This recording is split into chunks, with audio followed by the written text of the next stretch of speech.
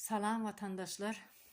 Men şu videonu çekmemin sebebi Türkmenistan'ın hal yağdayı gün-günden ervetleşiyor. Başımıza gelen bir kanun gelen çekirtke Türkmen halkını yine de ezmeye devam ediyor. Öňe atası Haramulu indem oğlu Serdar çekirtke halk bilen işi yok. Yılan gitti, yöne kuyruğu kalıptır. Şun YouTube'da birce oğlancık kesel yatır. Men ölösüm gelen ak, bana kömek edin diye. Bolsa bir 13-14 yaşındadır. Şu çağacın geleceği var. Devlet nerede, nämçin şu çağa kömek eden ak?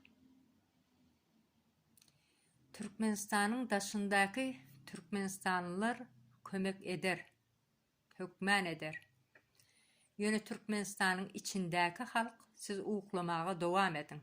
Ta henglençeniz uğuklam. Bir iki setir koşkuyum var. Yat yerlerde kulçuluğu besedip vatandaşlar dolan olayın vatana. Bütün dünya otur bize seyredip vatandaşlar dolan olayın vatana. 30 yıldır diktatörler baş oldu. Şol sebepli Türkmen halkı aç kaldı. Çağalarımız enatadan daş kaldı. Vatandaşlar dolan olayın vatana. Ata vatan ehli Türkmen halkınki.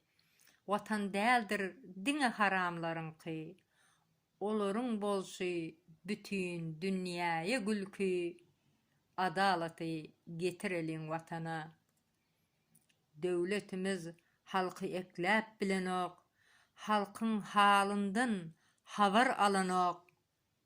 Kesellerimiz doktoru pul tapanok, vatandaşlar dolan olayın vatana.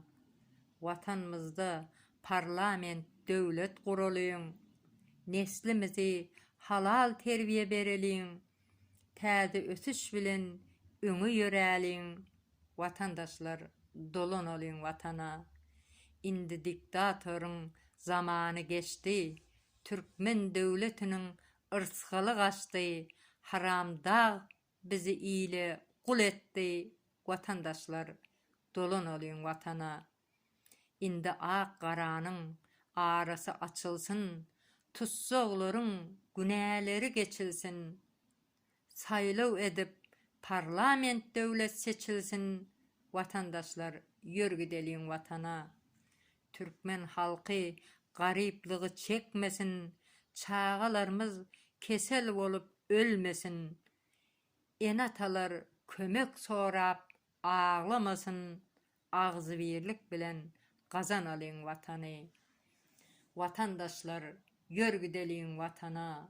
Vatandaşlar dolan olayın vatana. Hoş, sağ olun.